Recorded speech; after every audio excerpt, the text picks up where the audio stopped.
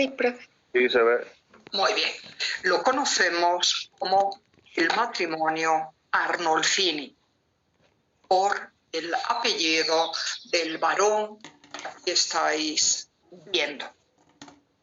Los estudios, las investigaciones hechas a lo largo del siglo XIX y XX respecto a esta obra han concluido que el hombre relativamente joven, pero ya maduro, que estáis viendo aquí, fue Giovanni Arnolfini, un financiero de origen italiano, que al parecer trabajaba al servicio de la banca de los Medici allá en la ciudad de Brujas, en donde estaba viviendo en aquellos tiempos Jean van Eyck.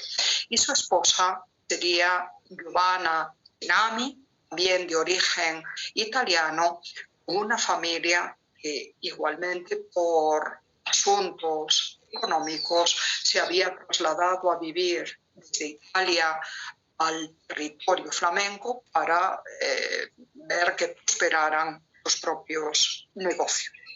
Sabemos cuando Van Eyck, micrófonos apagados por favor, sabemos cuando Van Eyck pintó este cuadro por la inscripción que aparece en la pared del fondo y que ahora mismo os estoy señalando y que os muestro en un detalle ahora. Fijaros qué maravillosa es la caligrafía de Jean van Eyck. Y fijaros cómo en esta superficie del panel no llega al metro de alto, mide, creo recordar, cerca de unos 80 centímetros, y este nombre está allá al fondo, y pequeñito, es capaz, con un pincel muy fino, de escribir todo lo que aquí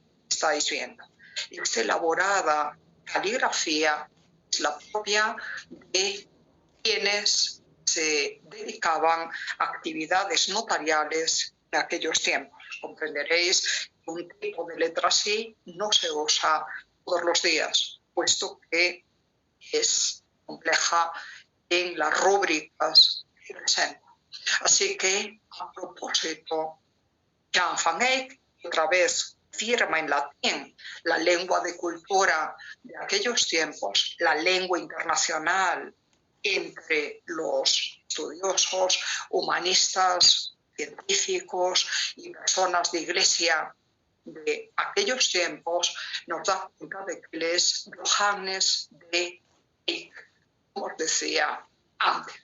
Pero a continuación de este nombre, de esta firma suya tan ornada, tan hermosa, en la misma pared del fondo, añade Witt, y esto es lo desconcertante, que ya os expliqué por el cuadro anterior, el hombre del retrato, el turbante rojo.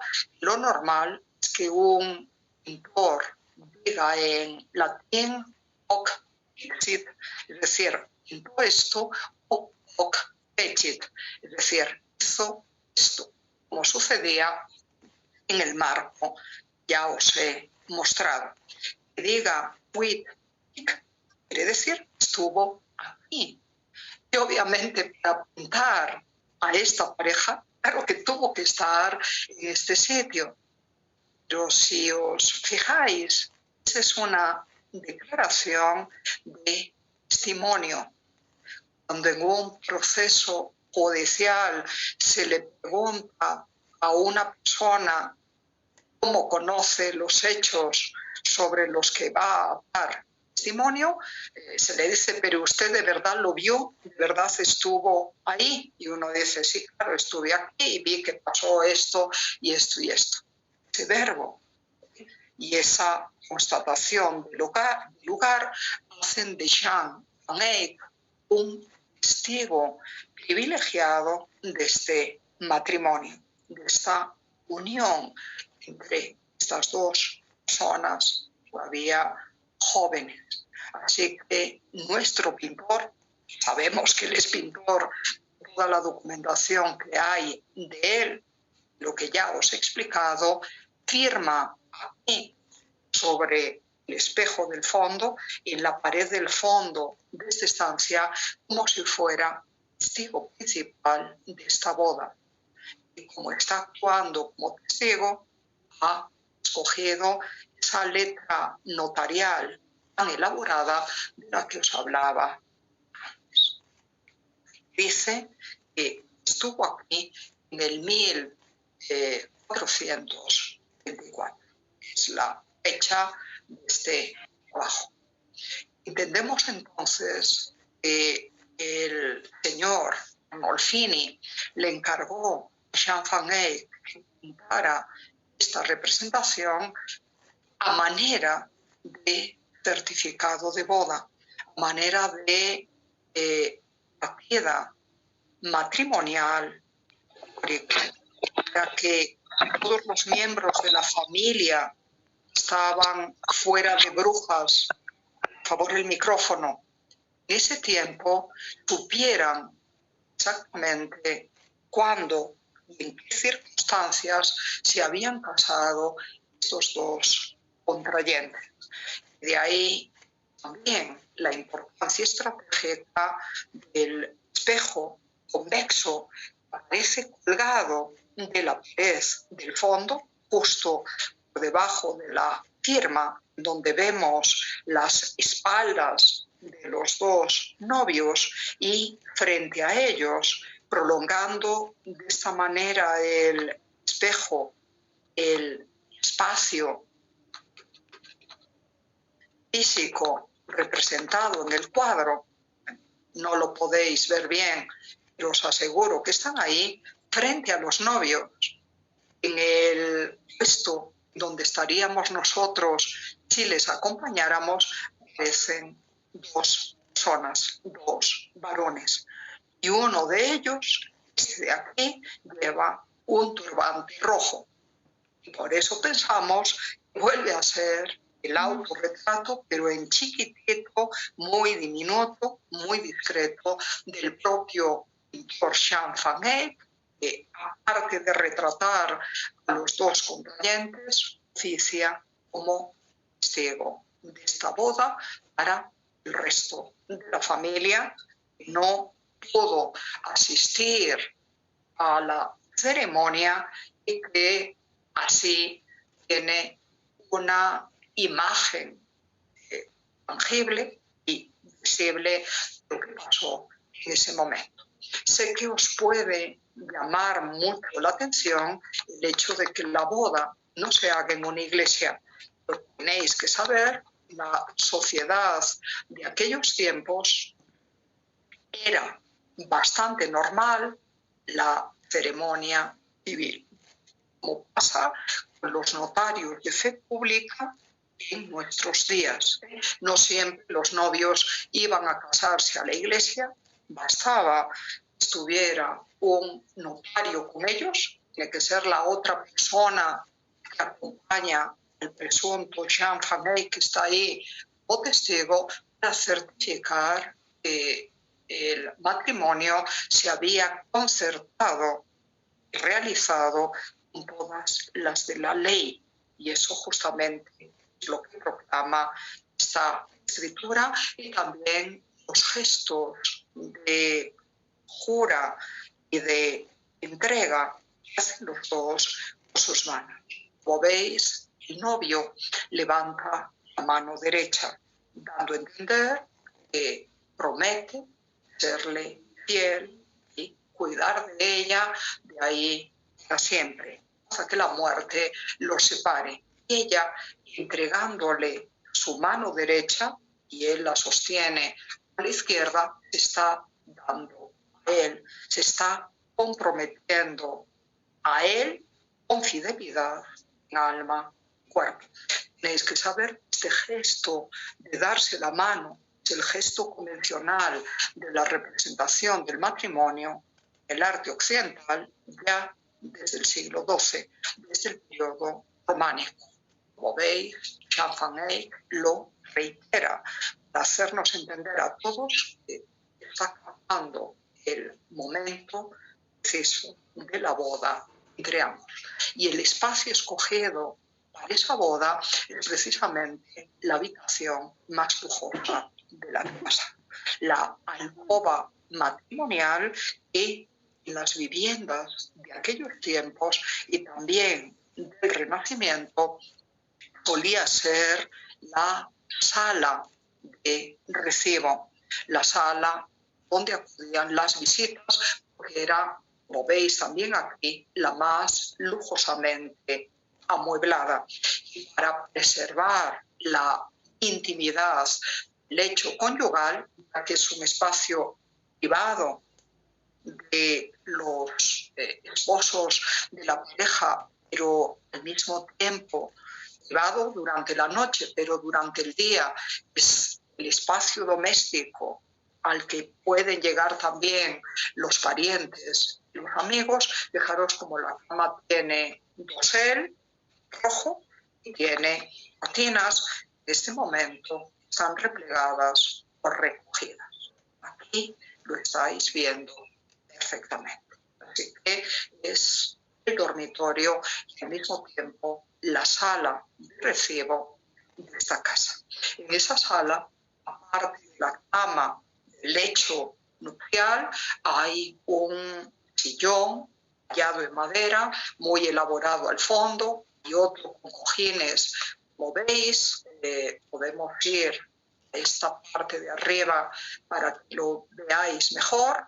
Hay un arcón en donde se suele guardar la ropa de la novia, también las sábanas limpias que se van a poner en esa cama, y tanto en la disposición de la cama, en la decoración escultórica del sillón del fondo, en el hecho de que en esta lámpara haya una vela encendida en pleno día, y las frutas que veis sobre el arcón, también en el alféizar de la ventana, estos chanclos que vemos por aquí, los de ella rojos al fondo, y en este perrito se encuentran los elementos distintivos de ese mensaje de la pintura, forman parte del simbolismo disfrazado de que nos habla Panofsky.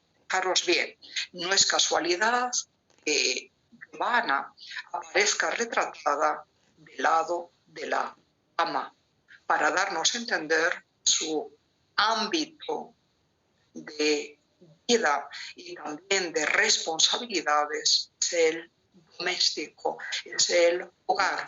Conforme a la mentalidad y a las costumbres de su tiempo, su principal responsabilidad será traer un hijo o varios hijos a este matrimonio. Y por eso, aunque no está embarazada, recordaros que eran cosas muy serias y un hombre de prestigio no se iba a casar, machista que la cosa os pueda parecer, con una mujer a la que hubiera embarazado previamente, y una mujer digna.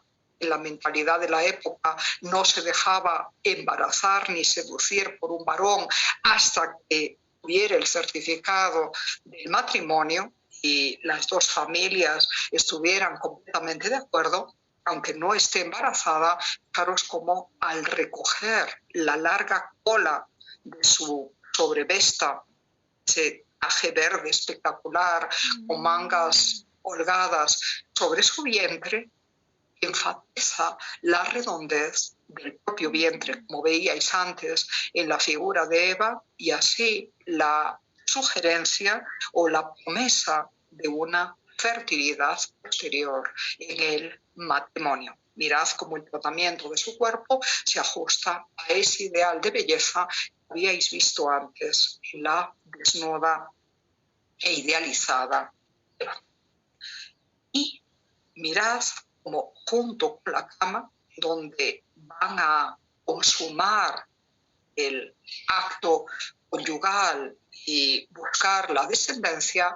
En el sillón de atrás, lo decía antes, y escojo esta foto porque se ve un poquito más grande, aparece por un lado la escobilla con ramitas de distintos vegetales para limpiar el polvo. Esto es un desempolvador, si lo queréis llamar así, y mirad, es decir, para recordarnos que entre las funciones de la mujer está ser ama de casa y por lo tanto mantener pulcro, mantener limpio y bien ordenado el hogar, como estamos viendo aquí, y tallada sobre el respaldo del sillón del fondo, la pieza de mobiliario junto con la cama más lujosa de toda esta vivienda, aparece la representación de Santa Margarita, conforme a la leyenda. Acordaros que Margarita, Bárbara y María Magdalena, junto con Catalina, eran las santas más populares en la Edad Media. Y a Santa Margarita la invocaban especialmente las mujeres parturientas para que les diera un buen parto, que permitiera que ellas siguieran vivas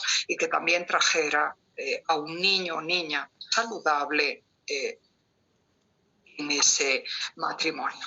Y Santa Margarita es la patrona de los partos, porque según la leyenda, es una leyenda obviamente, nada que ver con la fe ni sus dogmas, ella en cierta ocasión fue devorada por un monstruoso dragón, del que se libró al asignarse al hacer la señal de la cruz cuando el dragón le estaba engullendo. Y en ese momento dice la leyenda que estalló el dragón y murió en forma fulminante y ella quedó triunfante. Entonces, eso de salir con vida de un vientre misterioso, con todas las amenazas, eso supone, es una buena imagen de el nacer con vida del vientre de la mujer, del vientre de la madre, que se espera como ciego en todo acto.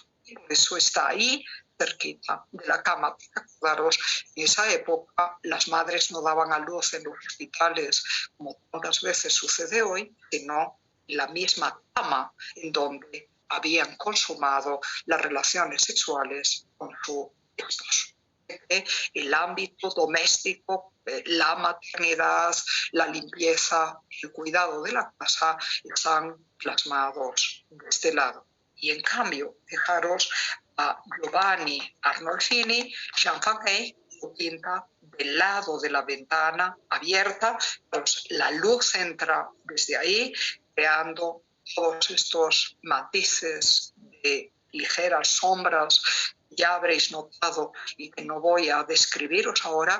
Y fijaros, por cierto, esto que empieza a darse en la pintura flamenca del 1424 con la ventana de la habitación ubicada en el lado izquierdo de la composición, se mantendrá todavía en el siglo XVII en los interiores domésticos holandeses pintados por Peter de Hoogh o Jan Vermeer de Delft, al que podéis conocer más. Toda una primicia y una línea de composición y de iluminación de izquierda hacia la derecha será mantenida en la pintura de ámbito flamenco y holandés a lo largo de los siglos venideros.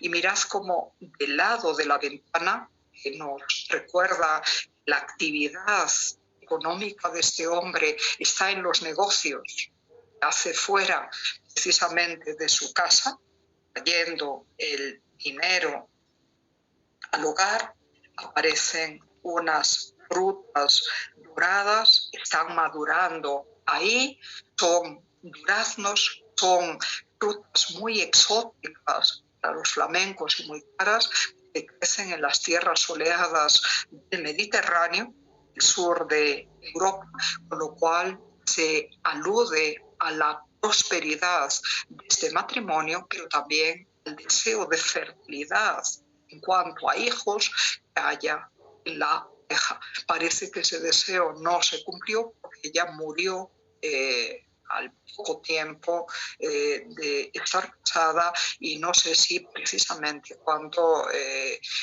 iba a dar a luz un hijo, con lo cual todas las esperanzas sugeridas aquí, como si fueran un conjuro, quedaron inconclusas. Pero cuando se pinta todo esto, no se sabía que iba a deparar el futuro, así que el deseo de fertilidad matrimonial y el recordatorio también de los frutos del paraíso, en donde se consumó la primera unión entre el varón y la mujer, entre Adán y Eva, quedan tocados con esto.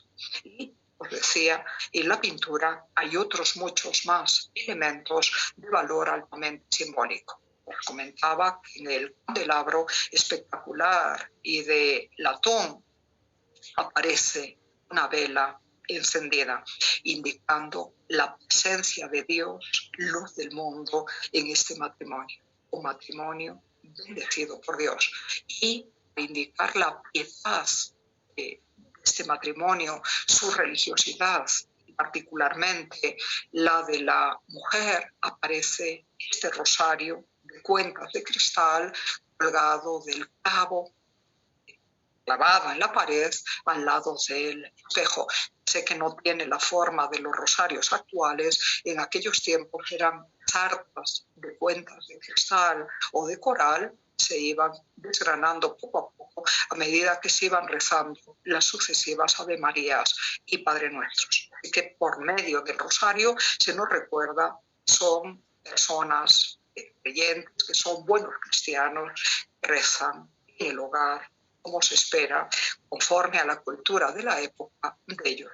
Y esa idea de devoción cristiana, la conciencia de que solo tendrán un buen y virtuoso matrimonio si cuentan con el apoyo divino. Acordaros que para los cristianos el matrimonio es un auténtico sacramento, es una gracia que Dios da a los contrayentes que la imploran en el marco del espejo convexo que nos reproduce el interior de la habitación. Los contrayentes, pero también con los testigos de esa boda, aparecen en cada uno de estos pequeños círculos y pintados como si fueran auténticas miniaturas minúsculas, escenas de la pasión redentora de Jesús, para enfatizar que las consecuencias del pecado original solo son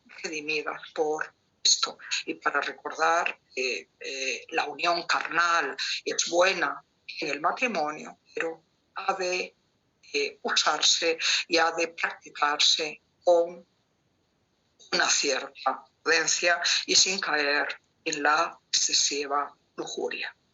Claros, esto puede no formar parte de la moral de hoy, pero era muy tenida en cuenta en aquella época. Así que el Dios que los mira y los bendice y los ilumina y los redime y les brinda la gracia está presente a través de las evocaciones simbólicas de los dos elementos que muestro aquí. Y todo matrimonio, para que funcione bien, ha de basarse en el respeto mutuo entre los contrayentes y en una fidelidad que se dan y prometen. Esa promesa de entrega y de fidelidad está manifestada con los gestos de las manos, ya os explicaba antes, pero también con este simpático rito. Además de ser el perro de la familia, es emblema de la fidelidad conyugal, como ya os decía el año pasado, cuando lo veíamos a los pies de ciertas tumbas femeninas. Ya sabéis que los perros suelen ser bastante leales, bastante fieles. Encima, en estos tiempos, a muchos de ellos se les llamaba fido, que quiere decir el fiel. Así que al estar justo en medio de las parejas, nos recuerda que se han hecho promesa de ser fieles y leales mutuamente. y que están en un espacio sagrado, a pesar de ser doméstico, queda enfatizado en el hecho de que uno y la otra, a ella no lo notamos bien, pero lo vemos con el detallito de aquí, se los represente descalzos. Fijaros, están con las medias, los chanclos de andar por la casa con suela de madera, como veis, están aquí al lado de él, y los de ella rojos, os decía, están ahí al fondo. ¿Os recuerda esto, el estar descalzos, suelo sagrado, algo que hayáis escuchado en la tradición bíblica en el libro del Éxodo? ¿Os acordáis del episodio de Moisés en el monte Sinaí? Lo que le pide Dios, lo que le indica el ángel de Dios, que se descalce, que está en suelo sagrado. Y pensad que culturas profundamente religiosas y monoteístas como la musulmana también escriben el sacarse los zapatos antes de pisar la sala de oraciones de una mezquita. Así que con ese gesto, que no tengan zapatos en el interior de su propia alcoba, que nos indica la presencia de Dios entre ellos. ¿Han entendido todo esto? Sí, pero... Sí, bueno, y de lo demás ya no necesito decir nada. Fijaros las maravillosas calidades que logra Jan van Eyck al describir la textura de cada tela. El encaje de Holanda que hay en el velo de la señora, mirad el trabajo de tela fina como de muselina, de las mangas azules del vestido que va debajo, que se lleva a manera de capa sobre veste, se le llama así, encima verde, se nota que es el verde, un vestido de paño. Fijaros en la textura de la piel, parece que de oveja, que forra y hace el reborde de las mangas y también del cuello. Veis que todo eso está por debajo también, está forrado, parece que es invierno, están muy bien abrigados los dos, el vestido azul por debajo, se nota aquí. Fijaros el trabajo de bordado complejísimo de estas larguísimas mangas, con todos estos elementos, se nos da a entender que son personas muy adineradas. No forman parte de la aristocracia, pero sí de la burguesía que constituye la clase media alta del momento y que ostenta muchas veces el dinero.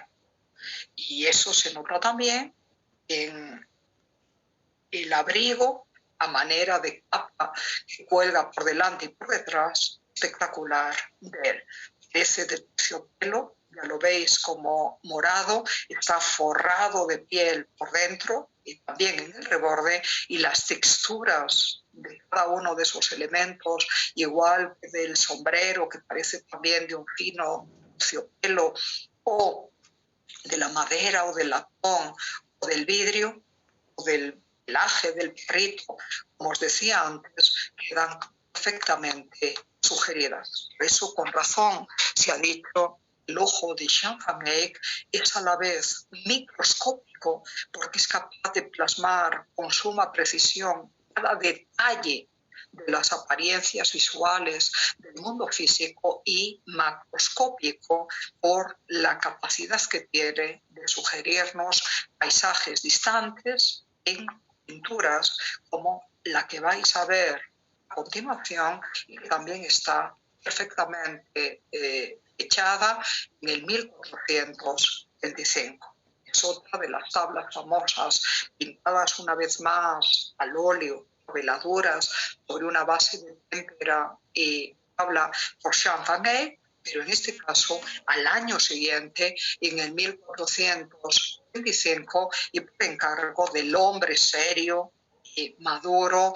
Estáis viendo representado aquí, arrodillado frente a su reclinatorio con su devocionario abierto sobre un cojín y mirando directamente a la Virgen María, dando que Madre de Dios y Señora de los cielos. Este hombre es el canciller Hollande, es decir, el ministro de Asuntos Exteriores del duque de Borgoña, uno de los nobles más poderosos y más ricos de su tiempo. De hecho, las crónicas contemporáneas dicen que acabó construyendo con su dinero el hospital de Beaune en las afueras de Dijon. Dijon, escrito, es la capital de Borgoña, porque por los impuestos y las, como diríamos nosotros hoy más y demás que cobraba, dejó a buena parte de la población borgoñona pobre, o eso al lo menos era lo que decían sus enemigos políticos franceses. Recordaros que en estos tiempos el ducado de Borgoña estaba enfrentado al reino de Francia en el final de la larga guerra de los 100 años, en la cual murió después de haber contribuido a que se coronara el príncipe heredero o, en fin, como rey de Francia, Carlos VII, Juana de Arco. Acordaros de todo eso, por favor. Así que los enemigos políticos no faltan. Decía que era una persona que se había hecho muy rica a base de haber vuelto pobre a los otros. Y por eso, para aliviar su conciencia al final de su vida y para librarse de las penas del infierno, o por lo menos poder acortar algo su purgatorio, mandó construir un hospital público de calidad para todos los que lo necesitaran en su tierra y en su capital de Borgoña. Justamente para ese hospital donación del canciller Hollande pintó Roger van der Weyden, por lo menos lo suponemos, el político que mostraré al final de la clase. Así que acordaros de él. Era un hombre, insisto, muy poderoso, muy rico, así que le encargó a Champagny que le pintara este cuadro que hoy se guarda en el Museo del Louvre de París y que, como veis, es de dimensiones más bien reducidas. Pero 66 metros, es decir, 66 centímetros de alto por unos 60 centímetros de ancho aproximadamente, con lo cual el tamaño de las personas aquí es muy inferior al natural. Los cuerpos de estas, los rostros de estas, están plasmados con sumo detalle, igual que las telas de precioso brocado, manto de paño, el borde con pedrería, como os decía antes, la textura de los cabellos largos, ondulados y cobrizos de la Virgen María, la corona de oro y piedras preciosas que está a punto de colocarle sobre la cabeza este ángel para señalarla, como os decía antes, como reina de los cielos, etc. Todo eso lo veis con perfecto detalle. Y cuando os decía antes que el ojo de Champagny no solo es microscópico, no solo es capaz de plasmar con suma precisión la textura de cada cosa, sino también de mostrarnos el paisaje y la atmósfera que se desarrolla más allá de la habitación o el salón en donde estén los protagonistas de su obra, es porque en algunos de sus cuadros, ya lo visteis en el políptico de Gante, especialmente aquí, nos lleva a espacios muy distantes. En este caso, una ciudad que viene a representar como parte de la tierra, pero vista desde el cielo, en donde está el palacio de la Virgen en tanto reina. Fijaros como la idea del jardín secreto, el hortus conclusus, la virginidad de María, también está expuesto aquí, en este jardincito trasero, en donde hay violetas y azucenas y rosas y otras flores que evocan simbólicamente las virtudes de la Virgen, y para dar a entender que es un jardín protegido, fijaros cómo detrás de él hay todas estas almenas, las cuales se asoman estas dos personas que nos dan la espalda y que están viendo ese distante paisaje. En la pintura de Jean Van Eyck, más todavía que la del maestro de Mal, se induce al espectador a ver el cuadro como una especie de ventana a una realidad que lleva más allá de la propia plasmación física del espacio ocupado por los personajes, nos lleva hacia afuera y presenta el interior, pero también el exterior se desarrolla más allá de ese palacio celestial donde está la Virgen María. Palacio celestial representado como una arquitectura a propósito anticuada, con arcos de medio punto peraltados a la manera del románico, para recordarnos así la ligazón en la historia de la salvación tiene el Antiguo y el Nuevo Testamento. Y en los relieves que aparecen al fondo, ya no vamos a entrar en ellos, aparecen precisamente los pasajes del Génesis relativos a Adán y Eva, que nos hablan de los orígenes del pecado en el mundo, de la condición pecadora de toda la especie humana, pero de la posibilidad de redención otorga la gracia divina, la encarnación de Cristo. Y por eso aquí, sostenido por la Virgen, el niño Jesús como Señor del mundo, los que lleva